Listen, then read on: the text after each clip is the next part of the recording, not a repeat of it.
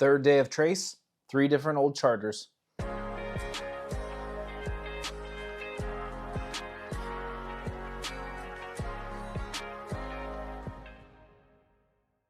Welcome back to the channel. My name is Austin. If you are just now getting to my channel for the first time, welcome. And this is the 3rd day of my 12 days of trace. I'm reviewing Buffalo Trace products for 12 days straight. And we're doing blinds, we're gonna be doing all kinds of different stuff. So this is day 3, and for the 3rd day, we are doing 3 different old charter expressions from Buffalo Trace. In 1933, the brand was sold to Bernheim, and then in 1937, it was sold to Schenley Distillery. In 1999, Sazerac acquired the brand, and now all of their stuff is made by Buffalo Trace. The interesting thing about Old Charter is they have different oak expressions. So to be bourbon, you only have to be new charred oak. Most frequently used is American white oak. The interesting thing about Old Charter is they use different oaks from around the world, Mongolian, French, Chinkapin, and the point of that is to see how the different oak from around the world affects and influences the whiskey that it stores. So early in my channel, I did a review of the French oak, which I believe is probably the most commonly found expression of Old Charter. And I also compared that to the Spanish oak. Now that was the first time that I've tried Spanish oak, and I'd tried the French oak quite a few times before. And what I noted was when I opened the French oak for the first time and reviewed it, it didn't have a lot of the characteristics that I remember from all the other times that I had tried it. I don't know if it was because of the year that I had obtained that I was trying versus maybe the samples that I tried were from previous years or what the deal was, but I typically get this really grape forward, grape candy, easy drinking experience out of the Old Charter French oak. And that grape candy was kind of noticeably absent. Somebody left a comment and said, give it some time. Once it opens up, that grape really comes forward. So we're gonna start off with the French oak, and I'm gonna see if this has gotten back to what I remember it to be. Now the French oak is 92 proof. Oh, yeah, that smells more familiar to me from what I remember. So this has a kind of a maple syrup or some kind of darker syrup note, and that's what was really prevalent when I first cracked it, but that grape candy is really starting to come through. Yeah, this is more on par with what I remember. Yeah, okay. So on the finish, there is this vanilla and this kind of, well, what you often get when you try French oak bourbons. Most of the time, these are finished bourbons. In this instance, none of these are finished. They are just, the entirety of their life has been spent in the one, either French oak, Spanish oak, or Chinkapin oak, or Mongolian, or whatever else. But yeah, the grape candy really comes through. This like Nerds candy, this kind of syrup and maybe like toasty kind of quality is there too. And then the finish really does have that kind of toasty oak vanilla on there, but that grape candy is certainly made its return. Yeah, that's good. After the second, third sip, this pancake syrup really is intensifying and kind of building on that. But French oak was really good. What I remember when I did the review earlier this year, I remember liking the Spanish oak a little bit more, and it was the first time that I ever tried it. Oh yeah, so this has a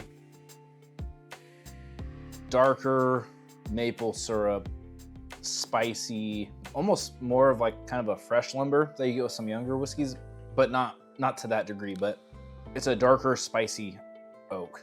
It's not as sweet, but it does have that maple syrup in there too. And that's kind of on par with what I remember. Oh, wow.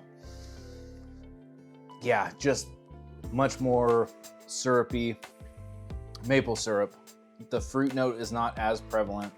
There is this baking spice or barrel spice, and then this toasted vanilla, and then maybe even some chocolate. Definitely a darker, less fruit forward expression. This is also 92 proof, but it drinks higher proof, and darker.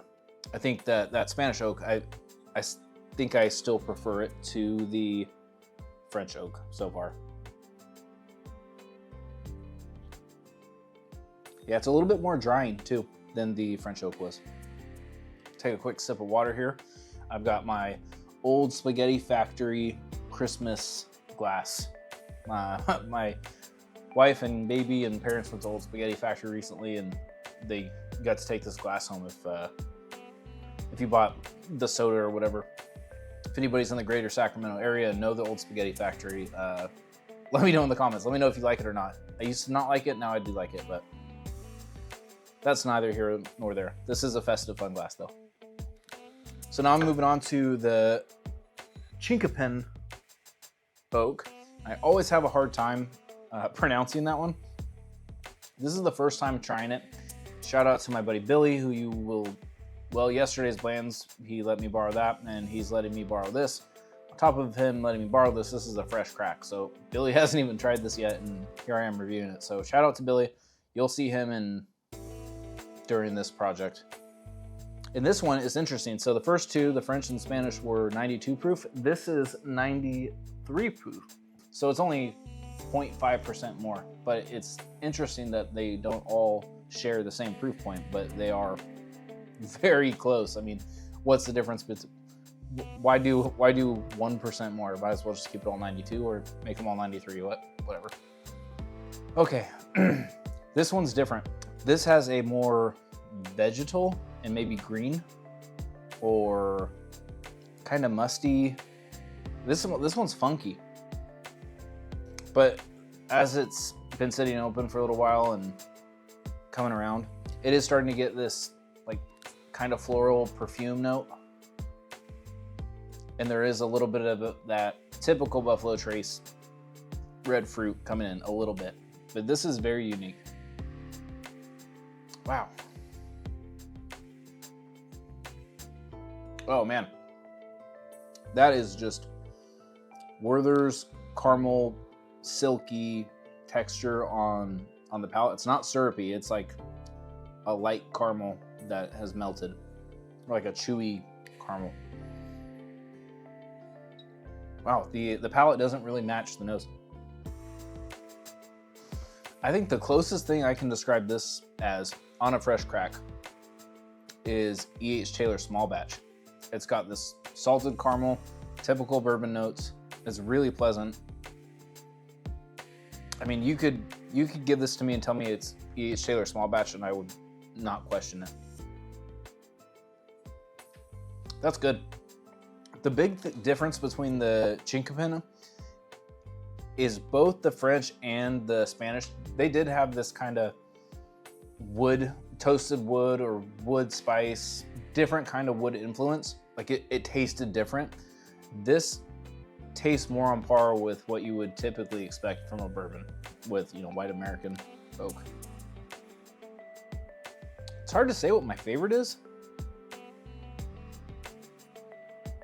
You know, I just think the texture and the coatingness of the Chinkapin takes it for me. So I do think I lean towards the Chinkapin. I'm gonna blend all these up real quick. And I don't even know what Chinkapin is, so I'm gonna take a quick look here. So it doesn't say what Chinkapin is, but apparently they're really tall trees, and then they let these season outside for a lot longer than, for like 2 years, so longer than typical barrel staves or the trees season outside. So that was something worth noting. They have a long story about people, the guys who founded a little charter and all this stuff, and kind of is basically what I said before, and it's not worth reading the entire label on. So we're gonna blend these up. We're gonna see what these are all about together. While I'm doing this, if you could please like, comment, subscribe. Really helps me out. Lets me know if lets me know to keep doing the, you know, kind of fun projects like this. So I would really appreciate that if you could throw me a sub. Wow.